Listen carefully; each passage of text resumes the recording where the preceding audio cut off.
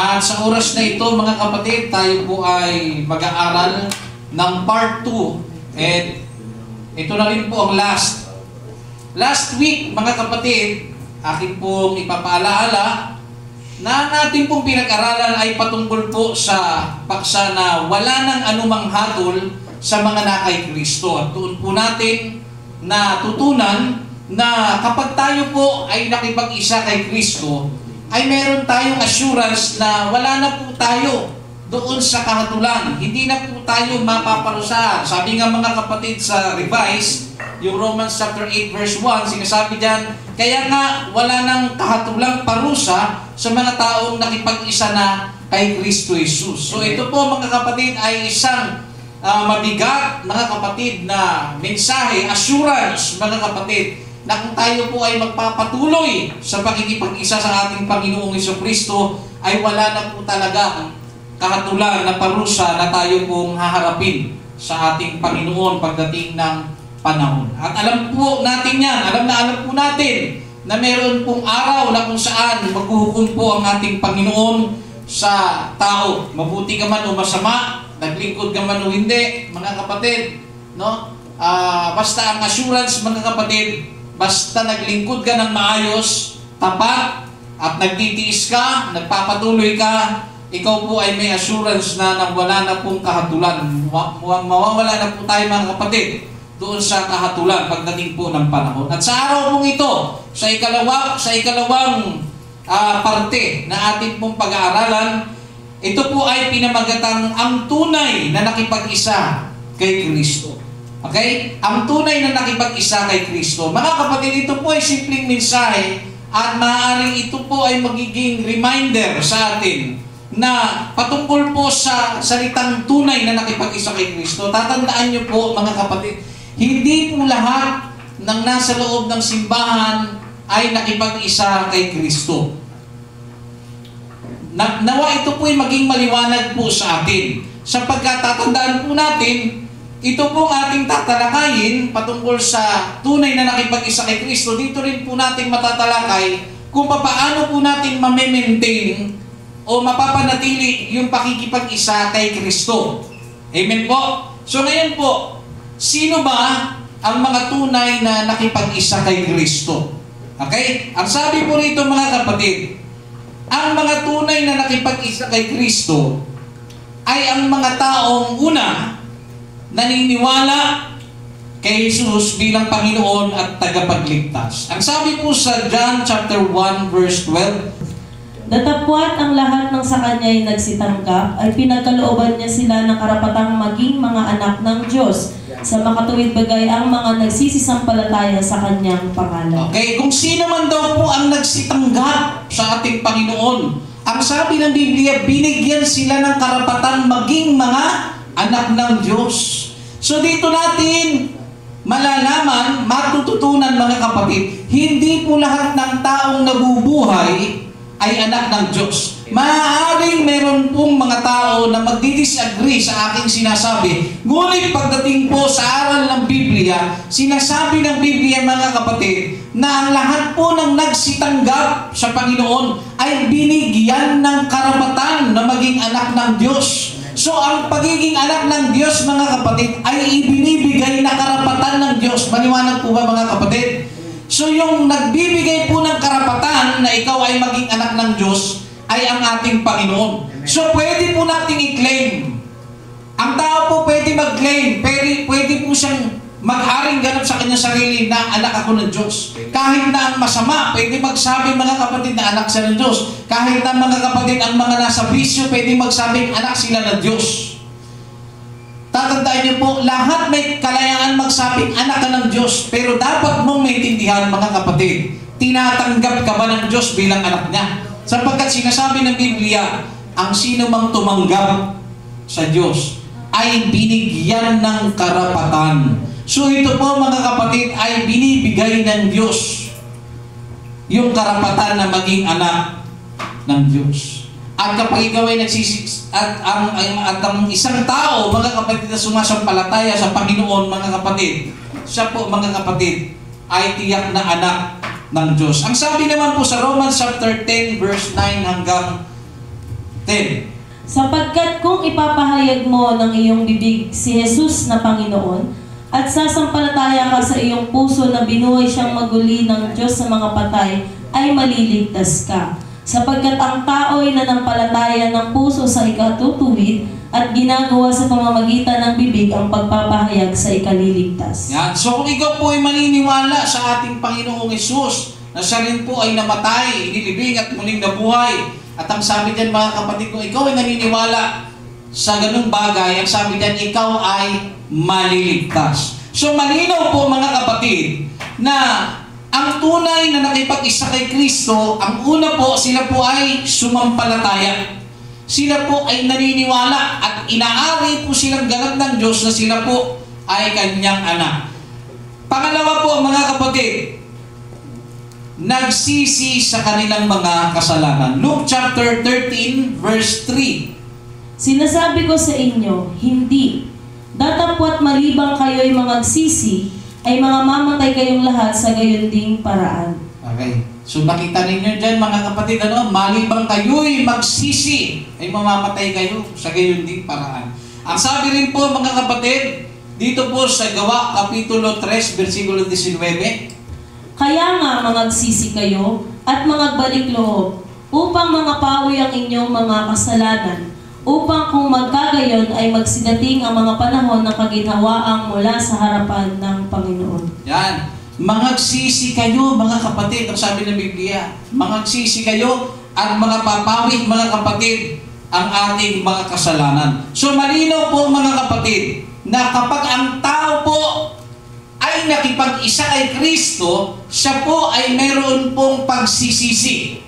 At dahil sa pagsisisi na yun mga kapatid, doon po napapatunayan na siya po ay sa Diyos niya, sa Diyos na mga kapatid. Ngayon, kung nakipag-isa po ang tao mga kapatid sa ating Panginoong Diyos, malinaw po itong talata mga kapatid na sinasabi na siya po ay magiging sa Diyos na mga kapatid at nakipag-isa na kay Kristo. So ang pagsisisi po sa kasalanan ay napaka-importante. Ang pagsisisi po ay hindi po kasing dali lang ng bibig na sinasabi. Ito po ay nakikita sa kanyang buhay. Kapag sinabi mong nagsisisi ka sa iyong nagawang pagkakasala, hindi mo na uulitin yung bagay na pinagsisihan mo na. Amen. Ito rin po ang problema sa ating panahon. Sobrang dami na pong mga tao ang nagsisi sa kanilang mga kasalanan. At sila po ay nabautismuhan din sa pangalan ng ating Panginoong Hesus. Ngunit alam ko po na kayo po ay mag-a-agree na hindi po lahat ng nagsisi at nabautismuhan ay nagpatuloy. Amen. Amen? Bakit hindi nagpatuloy? Dahil bumalik po sila sa dati nilang pagkatao. Hindi po nila napanindigan ang pagsisisi. At meron naman pong nagsisi, hirap na hirap po silang iwanan ang kasalanan. Bumabalik pa rin po sila. Bakit po? Wala po kasi yung tinatawag na bunga ng pagsisisi. May bunga po kasi yan mga kapatid. Ang bunga po niyan, hindi na po niya gagawin ang mga bagay na dati niya pong ginagawa. Sumunod po mga kapatid, ang mga nakipag-isa kay Kristo, sila po ay nabautismuhan sa pangalan ni Jesus. Alam po natin yan, Acts chapter 2 verse 38. At sinabi sa kanila ni Pedro, magsisi kayo at mga bautismo ang bawat isa sa inyo sa pangalan ni Jesucristo sa ikapagpapatawad ng inyong mga kasalanan at tatanggapin ninyo ang kaloob ng Espiritu Santo. So sinasabi po sa Acts chapter 2 verse 38 o Gawa Kapitulo 2 versikulo 38 na magsisi kayo at magpabautismo sa pangalan ni Jesucristo upang kayo ay patawarin at ipagkakaloob sa inyo ang Espiritu Santo. So kailangan po mga kapatid, kung nais po nating makipag-isa at makita po mga kapatid ang katunayan na ikaw ay nakipag-isa kay Kristo, hindi po ba pwede na ang taong nagsasabing nakipag-isa siya ay hindi siya nagsisi. Kailangan po niyang magsisi upang matuloy po sa pakikipag-isa ang kanyang buhay. Ngayon po mga kapatid, paano malalaman kung ganap na nakipag-isa kay Kristo ang isang tao? Paano naman natin malalaman yung kaganapan? Yung ganap na, kasi yung ating pong binasa mga kapatid, gaya po ng naniniwala siya kay Kristo. Pangalawa, nagsisisa sa kasalanan. Pangatlo mga kapatid, nabautismuhan. Yun po ay, tawag nito, masasabi natin proseso. Okay, pagpasok sa pakikipag-isa. Ngayon po, kapag ikaw po ay nakapasok na, yung ganap ka nang nakapasok mga kapatid, paano natin malalaman kapag ang isang tao ay ganap na nakipag-isa? Yung talagang selyado na, mga kapatid. Una, mayroon siyang pananampalataya kay Jesus. Inulit po uli yun, mga kapatid, sa Ephesians chapter 2, verse 8 hanggang 9. Praise the Lord. Sapagkat sa biyaya kayo'y nangaligtas sa pamamagitan ng pananampalataya. At ito'y hindi sa inyong sarili, ito'y kaloob ng Diyos. 9. Hindi sa pamamagitan ng mga gawa upang ang sinuman ay hindi magmapuri. Yan. So, pinakita dito ng bersikulo na ito na dahil po sa ating pananampalataya, tayo po ay naligtas. At hindi po sa pamamagitan ng ating mga gawa. Yung tinatawag na human effort, may mga tao na kailangan kong gumawa ng mabuti para maligtas ako. Kailangan kong sumunod doon sa kautusan ni Moises sa 10 utos para maligtas ako. Mga kapatid, hindi po ganun. Naligtas tayo dahil sa ating pananampalataya kay Jesus at hindi sa pamamagitan ng ating mga gawa. Hindi sa pamamagitan ng mga gawa upang ang sino man ay huwag magmapuri. Yan, upang hindi po tayo magyabang. Na pagdating doon sa langit, buti naligtas ka. Oo, siyempre, sumunod ako eh. Magyayabang tayo nun pag gano'n mga kapatid. Tatandaan po natin, kapag dumating po tayo sa kaharian ng Panginoong Diyos, hindi tayo makakapag-malaki sa isa't isa. Bakit? Kinahabagan lang tayo ng Diyos dahil naniwala tayo sa Kanyang bugtong na anak. Amen. Naligtas tayo dahil doon sa ating paniniwala kay Jesus. At doon sa paniniwala natin kay Jesus, yun po yung nagtutulak sa atin para sumunod sa Panginoon. Hindi po katulad ng ibang tao, mga kapatid, na meron silang human effort. Sumusunod sila sa utos. Kaya nga yung sunod ng sunod ka sa pamamagitan ng human effort, nakakapagod po yun. Nakakapagod yun. Pero dahil sa naniniwala ka kay Jesus, may pinaghuhugutan ng pagsunod mo. Kaya minsan kahit pagod ka na, okay lang, basta para kay Jesus. Basta para sa Panginoon. Total, pagkatapos ng paghihirap na ito, ang kaligtasan naman ay nariyan. Diba? So, nare-realize mo yung pagsunod mo dahil sa iyong pagsampalataya sa ating Panginoon. Pangalawa po, na malalaman po natin na ganap na nakipag-isa ang isang tao sa Panginoong Hesus, mayroon siyang pagbabago sa kanyang buhay. 2 Corinthians chapter 5, verse 17. Praise the Lord.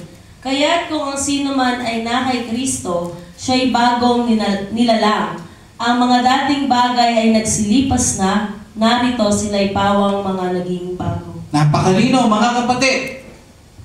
Kung ang sino man ay na kay Kristo, nakipag-isa na kay Kristo, ang sabi ng Biblia, siya'y bago ng nilalang. Ang mga dating pagkatao, no, ang dating niyang mga gawa ay nagsilipas na. Narito sila'y pawang mga naging mga bago. Ano po ang pinapakita ng bersikulo na ito, mga kapatid? Napaka-imposible na naglilingkod ka sa Diyos na wala kang pagbabago. 10 taon ka na. Hindi pa rin nagbabago ang iyong bisyo. Nandiyan pa rin. Ano? Nagsisi ka na. Meron naman mga kapatid na kung saan hininto ng saglit nung hindi kaya bumalik. Hindi talaga nakipag-isa kay Kristo. Ang isang nakipag-isa kay Kristo na ganap na, bago na siya. Hindi ba pwede, mga kapatid, na dati ka pa rin nabubuhay sa sarili mo. Chismosa ka pa rin. No? Palamura ka pa rin. Magnanakaw ka pa rin. Hindi ba pwedeng ganun, mga kapatid? Dapat nagbago ka na at dapat nakikita po yan ng mga tao sa paligid natin, yung ebidensya, mga kapatid. Ang tunay na bago, meron po yan ebidensya, meron pong mga taong magpapatutuo na sinasabi nila, grabe, nagbago talaga itong tao na ito. Hindi na kita kilala. Kahit yung mga tao, kaibigan mo, mga kapitbahay mo sa paligid mo, na mamangha sa pagbabago. Naunawaan natin. Malinaw po, mga kapatid, dapat nagbago ka na at hindi mawawala ang mga saksi na ikaw ay nagbago. Hindi pa pwedeng hindi. Kaya nga mga kapatid, yung mga makakasaksi sa pagbabago mo, pag in-invite mo sila, mas malaki ang chance sila po ay madala mo sa Panginoon eh. Amen. Kaya isa sa dahilan bakit nahihirapan po tayong mag-imbita, nahihirapan tayo imbitahin ng ating mga magulang, ating anak, ating asawa, dahil baka hindi po nila nakikita yung ating pagbabago. So kung talagang tayo po ay nagbago na, makikita nila yun. At darating ang panahon, nahihiya lang sila magsabi, pero kapag nagsabi ka, sasama sila. Unawaan niyo mga kapatid, dapat po mayroong pagbabago. Sumunod po, mayroon siyang pag-ibig sa mga kapatid. Sabi po, sa Juan, Kapitulo 13, versikulo 34 hanggang 35. Praise the Lord. Isang bagong utos ang sa inyo'y ibinibigay ko, na kayo'y mag-ibigan sa isa't isa, na kung paanong iniibig ko kayo, ay mag-ibigan naman kayo sa isa't isa. 35. Doon muna tayo, sis. Isang bagong utos ang ibinibigay ko sa inyo. Kanina po binibigay sa mga mananampalataya, na kayo daw ay mag-ibigan sa isa't isa. Sumunod. 35. Sa ganito'y makikilala ng lahat ng mga tao na kayo ay aking mga alagad, kung kayo'y may pag-ibig sa isa't isa. Yun, mga kapatid. Malalaman pala ng mga unbeliever sa labas na talagang tayo po ay nabago na at mga lingkod tayo ng Panginoon. Kapag nakita nilang tayo sa loob ng iglesia ay nagmamahalan, nakita nila, nai-inspire sila na hindi naman nila kano-ano yun ka-churchmate lang, pero grabe sila mag-ambagan dahil aksidente, grabe sila mag-ambagan sa ospital, talagang dinadalaw nila. Makikita yun ng mga unbeliever at matatanto nila sa kanilang mga sarili na hindi ganito yung mga kaibigan ko. Mga kaibigan ko, sumasama lang sa akin pag may pera ako. Pero ito iba. Hirap pag ginawa. Kung daing ang ulam, daing, kain sila lahat. Di ba? At ang sabi ng Biblia, sa ganito, makikilala ng mga tao sa labas na kayo ay mga alagad ko. Naunawaan ninyo mga kapatid? Amen. Isang bagong utos. Kayo ay mag-ibigan. At tatandaan niyo po mga kapatid, baka po pagkamalian po natin Gusto ko itong padaanan mga kapatid dahil malaki ang chance ang mapagkamalian. Akala kasi natin, kapag pag-ibig, hindi tayo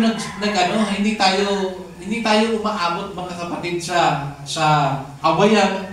Nangyayari po yan mga kapatid. Yung tampuhan, hindi porke tayo ay mga likod ng Panginoon.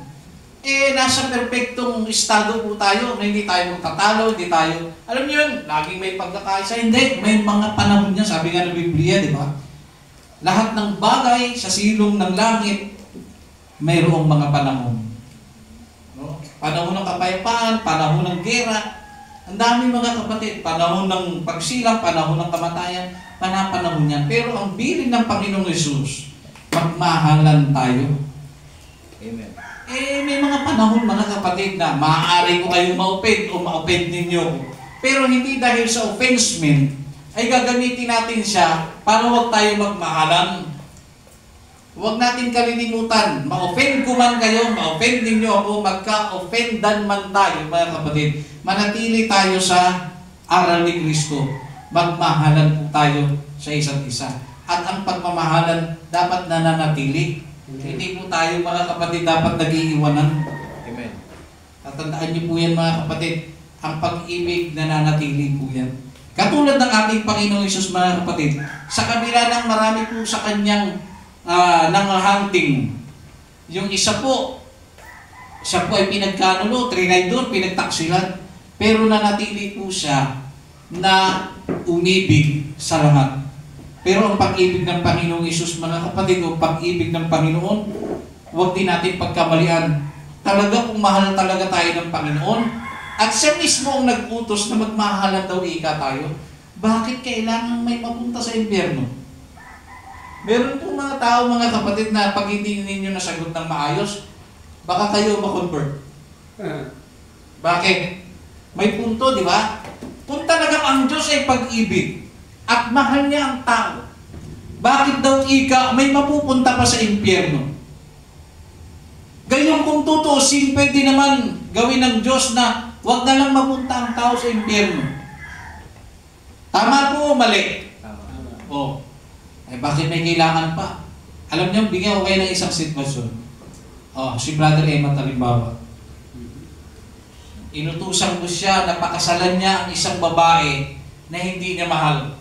Tingin mo magiging masaya ka, brother? Hindi po. Hindi. Tapos lahat ng sasabihin ko, kailangan mong sundin. Pakasalan mo siya. No? Trabaho ka, gawin mo ang lahat para mapasaya siya. Alam niyo mga kapatid, ano po ibig ko sabihin?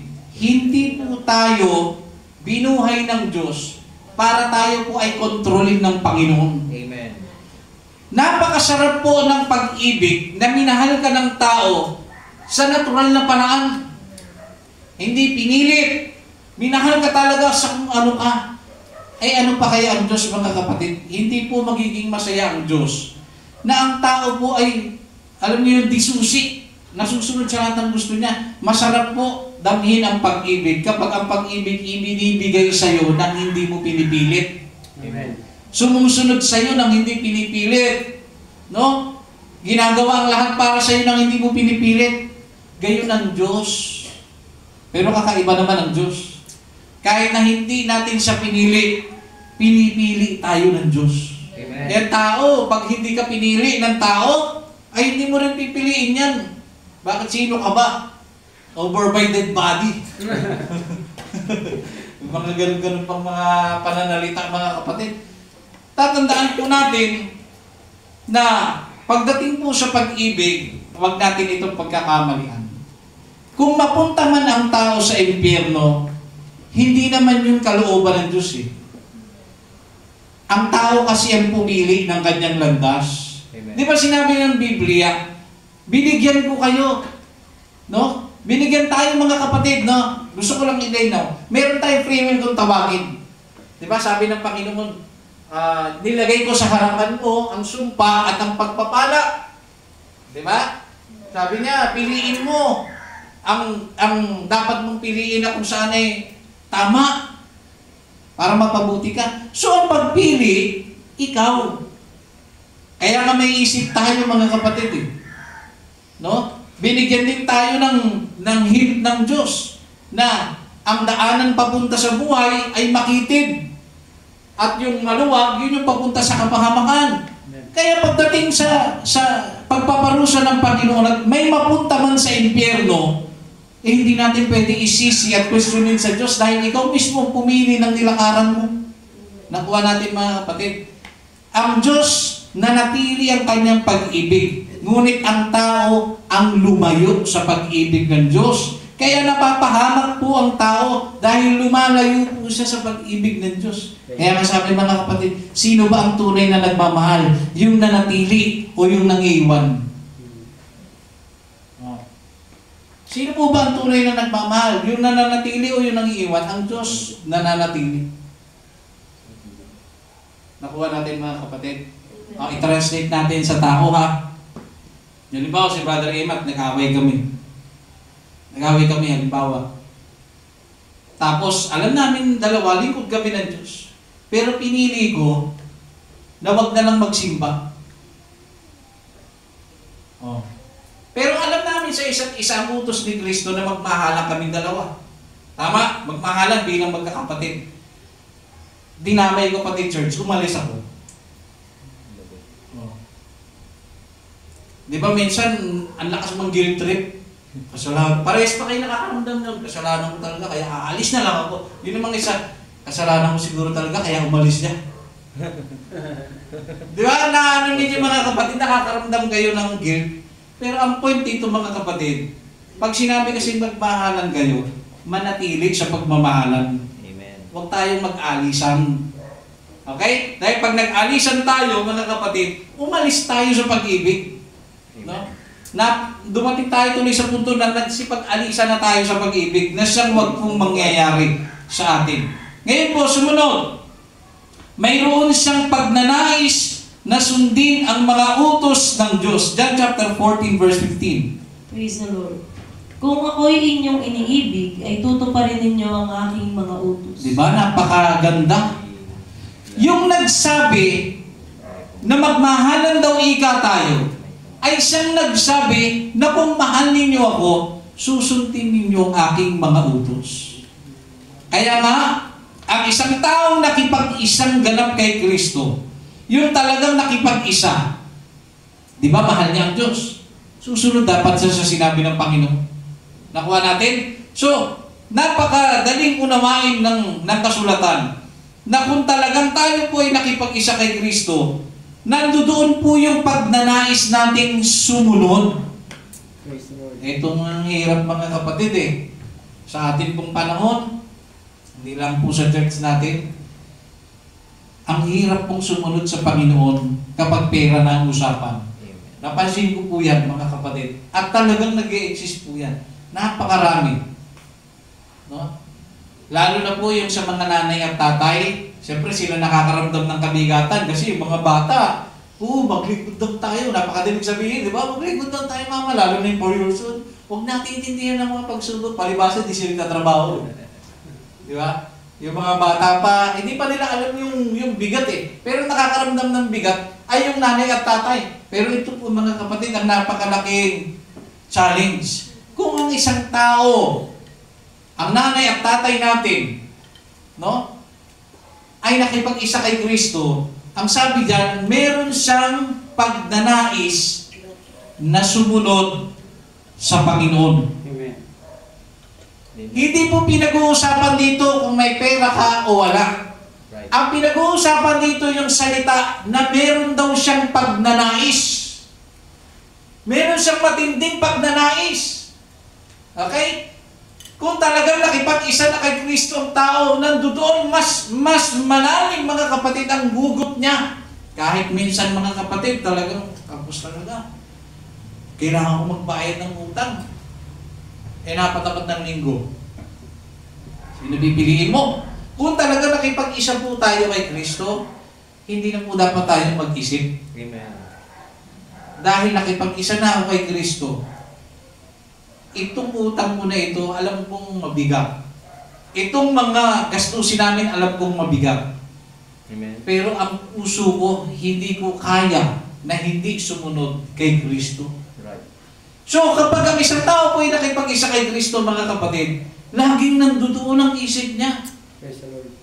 Isa pa nga mga kapatid, dapat ninyo itong ma-realize, no? Kung ma-realize ninyo, yung taong nakipag-isa kay Kristo, lagi niyang iniisip kung ano ang magagawa niya sa Diyos. Kung ano ang magagawa niya sa kanyang simbahan ng inaaniban, kung anong kanyang maitutulong, yun lagi niyang naiisip mga kapatid. Yun yung mga nakipag-isa kay Kristo. Hindi yung pagka, alam niyo yun, may mga tao po sa loob ng simbahan.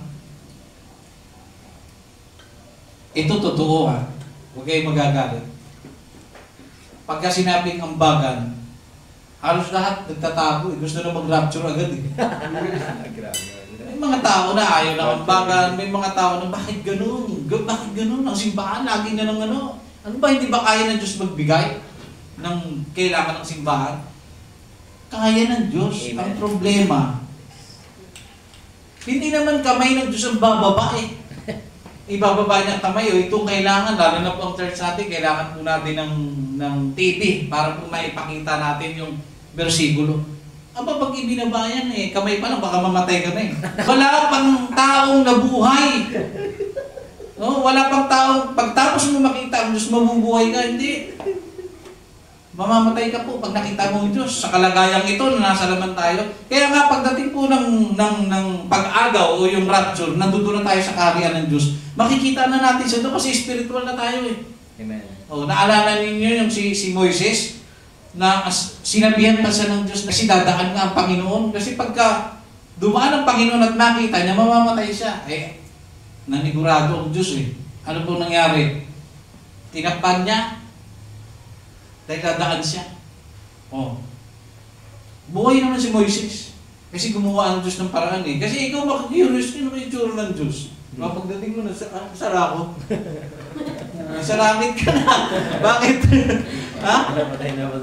Hindi po natin pwedeng makita ang Diyos sa kalagayang nasa katawang tao tayo. Kasi pag nakita nyo ang Diyos na nasa katawang tao tayo, mamamatay ka. Right. Amen. Kaya huwag kayo mga niniwala, nagpakita sa akin ng Diyos. Ibang yun, mga kapatid. Yung sinasabi na, nagpakita daw sa lugar ng naik isang babae, nagpakita daw sa kanya si Kristo. Alam niyo yun, lalo na yung mga malapit na po yung ilang buwan na lang, mahal na araw na. Diba? Yung minsan sa pader, lumabas daw yung imahe ni Kristo. Diba? Sa flooring. Diba? Tapos yung sa may alimasag yata yun. Likod ng alimasag, mukha daw ni Kristo. Ba, mga kapatid, naaawa ako sa Panginoon nila. Alam niyo kung bakit, mga kapatid? Sukat ba naman, wala na bang ibang pwedeng maipakilala ng Diyos ang kanyang sarili at doon pa sa sisiksik sa likod ng alimasag? Mga kapatid, sa pader, wala na bang ibang pamamaraan ng Diyos? Di ba? Naalala nyo si Moises, mga kapatid, nung nagpakita siya doon sa mababang punong kahoy. Di ba? Wag kayo maniniwala na nagpakita, ganito, ganyan. Minsan nga, wag naman sana mangyari yung napagbuhusan ng kape, nagbuhugis ng mukha, si Kristo na agad. Mga kapatid, wag sana mangyari. No? Wag po kayo maniniwala na may nakakita daw sa Diyos sa kalagayang ito, ha. Hindi po yan totoo. Amen. Nakikita natin ang Diyos pag nagdudo na tayo, mga kapatid, sa kanyang kaharian. Ngayon po, sa ating pong pagpapatuloy, mga kapatid, meron siyang pagdanasang sundin. Sundin, mga kapatid. Ilagay nyo sa isip ninyo, kung talagang nakipag-isa na tayo kay Kristo, lagi nating minamahal ang pagsunod sa Panginoon. Amen. Kahit anong mangyari. No? Kahit pa latagan ka ng pera, hindi na magkakaalaman eh. Yung problema, kaya hindi ka makapaglingkod, nilatagan ka ng pera. Ano? Meron tayong outing. Hindi. Para sa Panginoon, kailangan ko magsimba. Hindi, ganito na lang.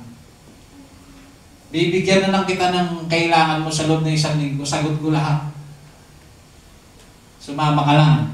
Ako sasagot. Bigyan kita ng 15,000. Wow. Sumama ka lang sa amin ngayong linggo. Tapos yung inaalala mong trabaho mo ng Lunes hanggang Sabado, basta sarado 15,000. Sumama ka lang sa amin. Aba, magkakaalaman, mga kapatid, kung sino talaga ang taong maninindigan sa Panginoon.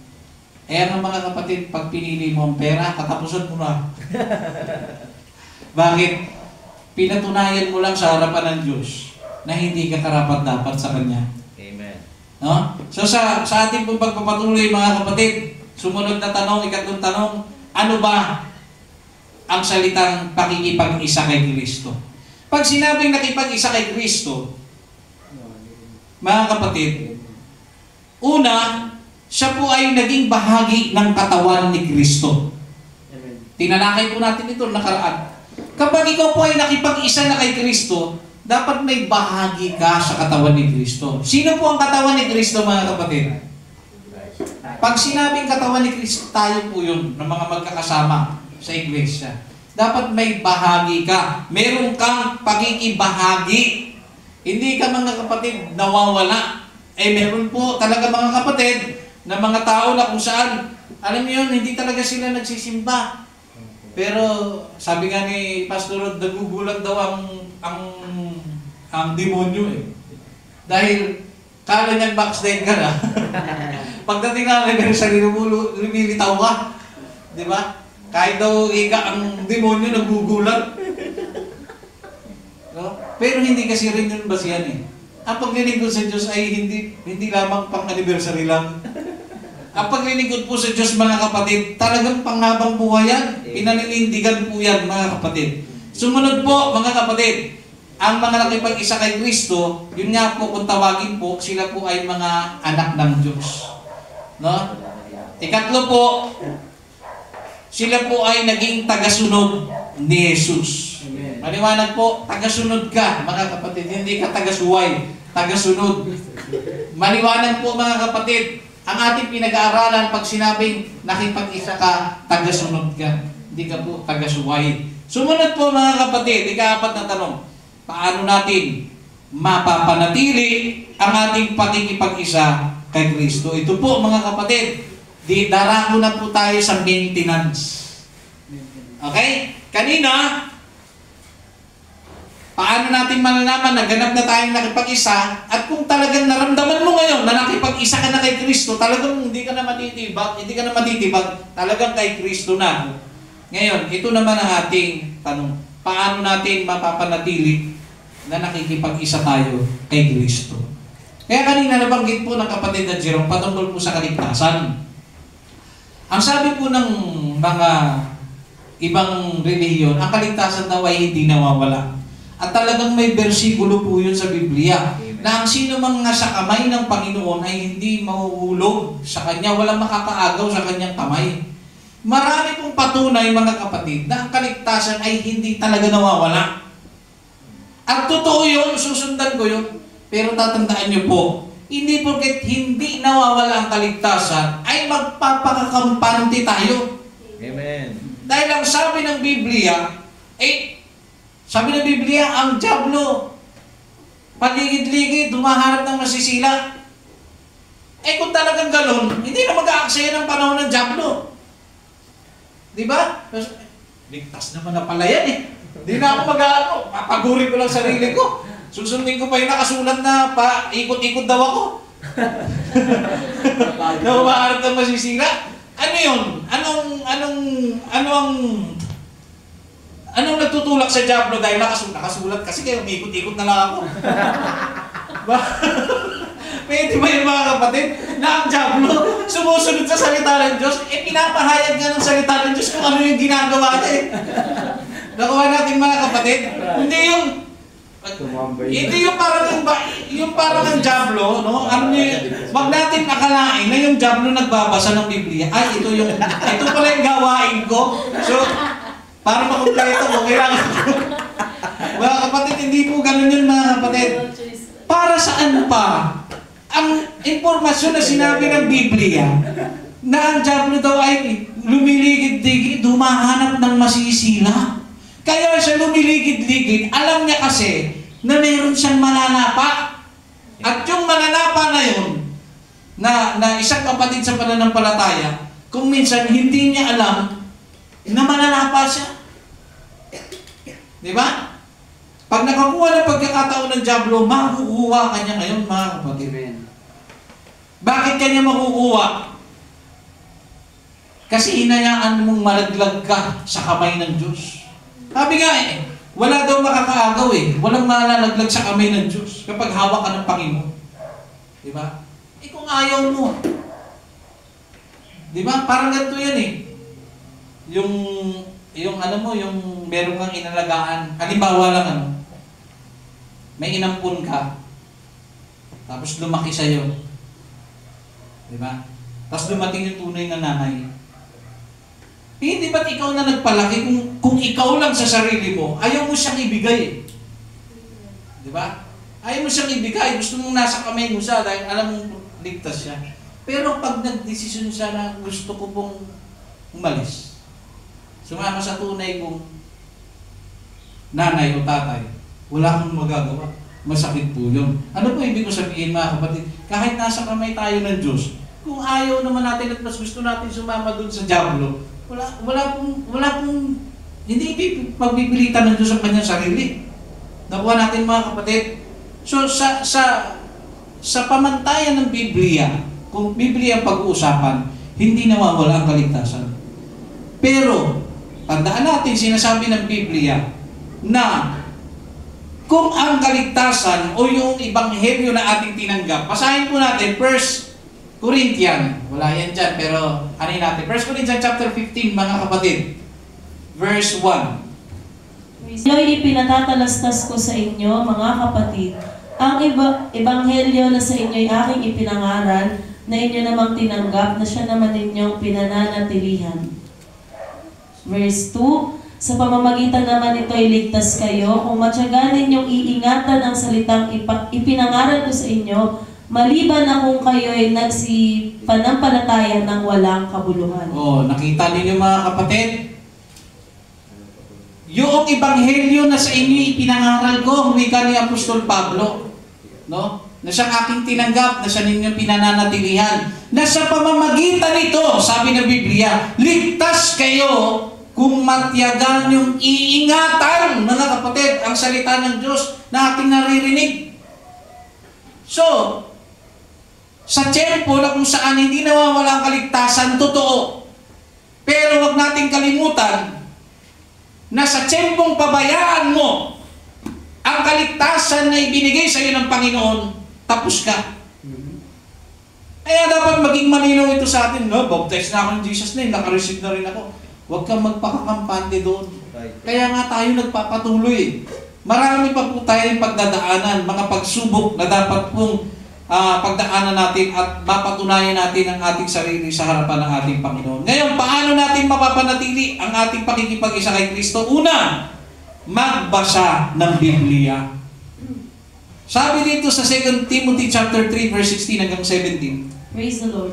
Ang lahat ng mga kasulatan na kinasiyahan ng Diyos ay mapapakinabangan din naman sa pagtuturo, sa pagsansala, sa pagsaway, sa ikatututo na nasa katuwiran, upang ang tao ng Diyos ay maging sakdal, tinuruang lubos sa lahat ng mga gawang mabuti. Yan. Pinagbabasa tayo, no? Kapag nagsasaliksik tayo ng salita ng Diyos at nababasa po natin yan, ang nagiging purpose yan upang ang tao ng Diyos ay maging sakdal. Pag sinabing sakdal, perfect po yun, mga kapatid.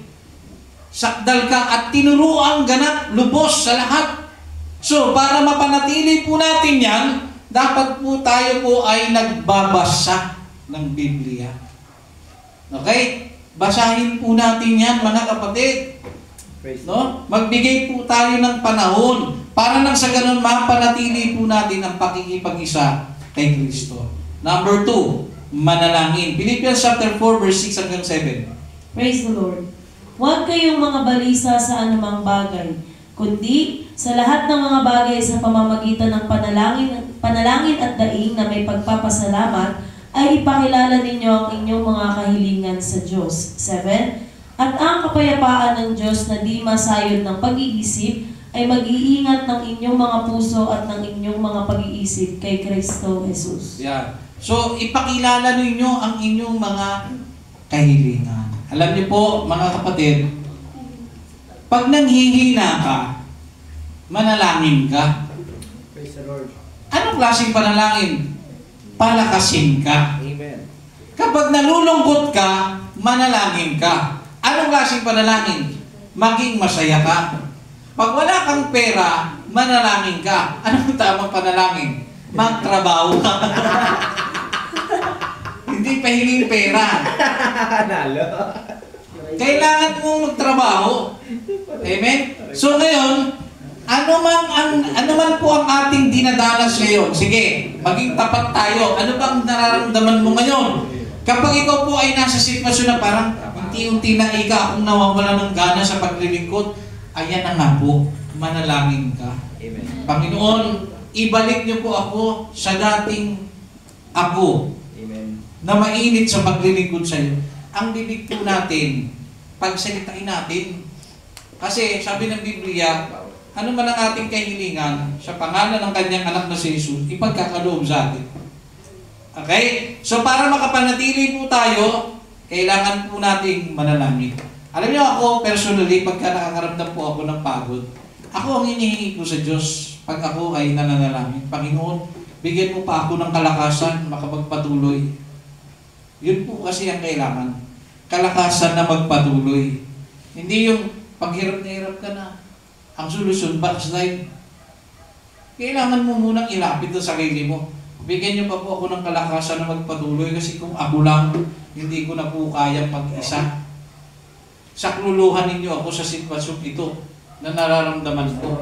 Sabi mo sa iyong salita na walang makakaagaw sa akin, sa iyong mga kamay. Pero nahihirapan na po ako. Tulungan niyo po ako na huwag akong maagaw ng dyablo sa iyong kamay. Isang tapat, mga kapatid, na pananalangin sa Panginoon, ito po yung kailangan natin. Number 3, para tayo po'y makapanatili, makipag-usap sa mga kapatid at dumalo sa gawain. Hebrews chapter 10 verse 24 hanggang 25. Praise the Lord. At tayo'y magtinginan upang tayo'y mga udyok sa pag-iibigan at mabubuting gawa. Yan, dyan muna tayo. Ang sabi dyan, magtinginan daw tayo. Hindi po yan mga kapatid kasing simple na titingin-tingin lang tayo. Hindi po. Ang isa pong Spotted. mas mababaw pa po na pamamaraan para maintindihan niya. Mga tinginan, hanapin natin kung ano yung pwede nating maitulong sa ating mga kapatid. Yun po yung ibig sabihin ng mga tinginan. Kung nararamdaman mo na meron ka ng bagay na wala yung kapatid mo, tulungan mo siya. Hindi yung tinignan mo lang. Sabi, tignan lang daw eh. Hindi. Nakita mo na eh. Tulong ka. So, pag sinabing mga tinginan sa isa't isa, tingnan po natin kung ano ang pwede nating maitulong sa bawat isa. Yun po yun. Okay? Sumunod po.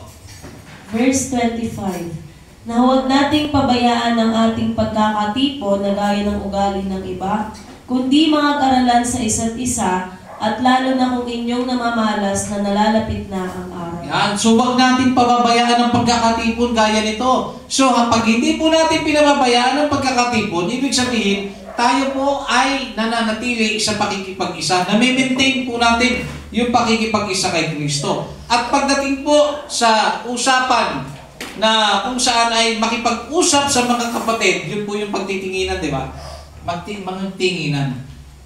Ito rin po mga kapatid yung sitwasyon na dapat para malaman mo kung ano pwede mong maitulong sa kapatid. Tinitignan mo siya. So, importante pa rin po ang fellowship dyan. No? Nakikipag-usap ka, kumustahan. Amen. No? Hindi yung, brother, kumusta ka na? Ito, problemado. Sad good. Tapos ang sasabihin mo, manalangin ka. Manalangin ka lang. Alam niyo mga kapatid, yung mga lakas-lakasan. Mga ganun lang, ano yun, hindi nga naman nararanasan yung kabigatan. Tapos manalangin ka lang. Ano yun? Hindi po kasing dali ng salitang manalangin ka lang kung ano yung pinagdadaanan ng tao. Para kang nagsabi sa taong namatayan na, maging masaya ka lang. Alam, nasa kalungkutan nga eh. Hayaan mong ma-cherish niya ang kalungkutan niya. Support mo ang kailangan. Pray. Suportahan mo. Hindi yung aalisin mo sa sitwasyon na kung saan hindi pa panahon.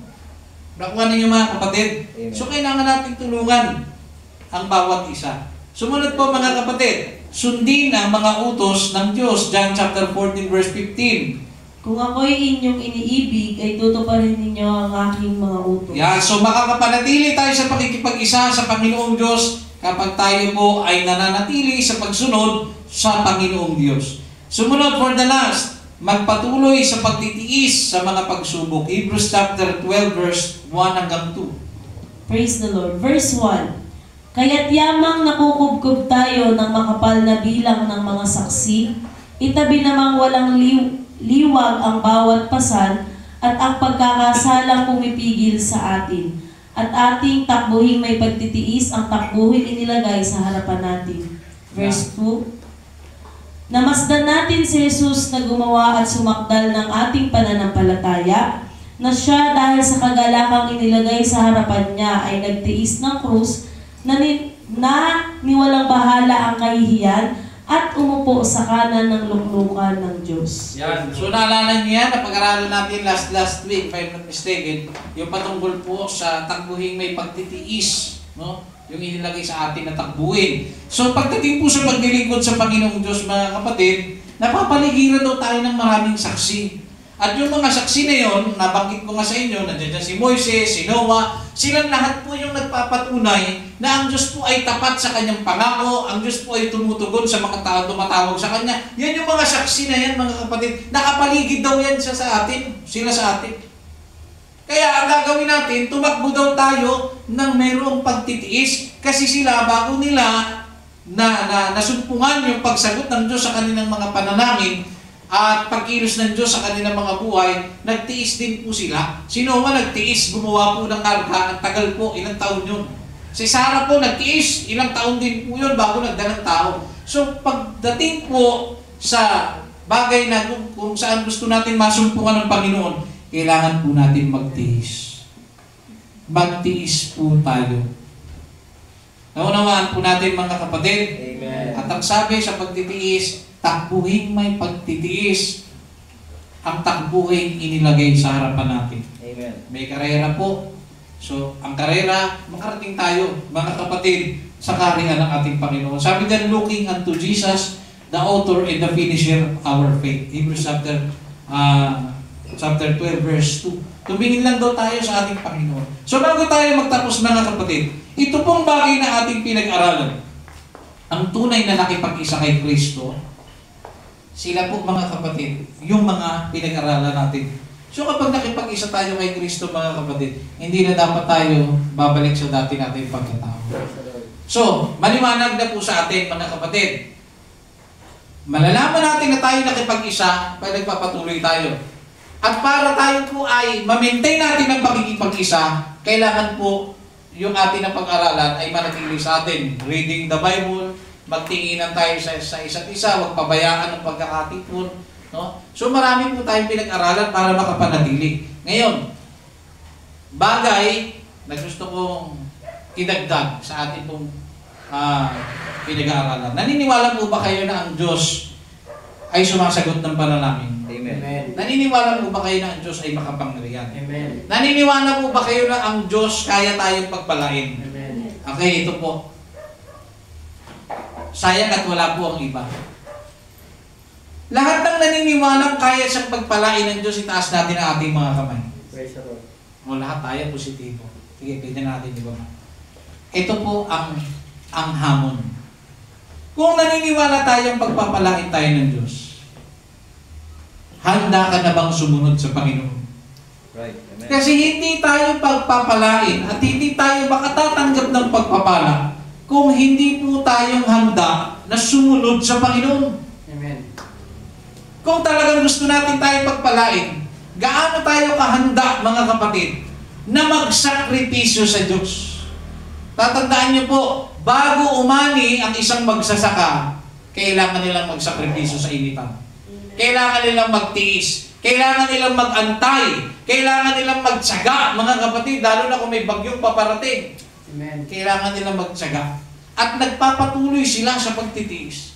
At pagdating ng pag-ani, doon po sila nagiging masaya. Ngayon, mga kapatid, kung gusto nating pagpalain tayo ng Diyos, kahit gaano kahirap ang paglilingkod, dumalo kayo. Maglingkod kayo. Manalangin kayo. Huwag kayong magsasawa, mga kapatid, na lumapit sa Panginoon.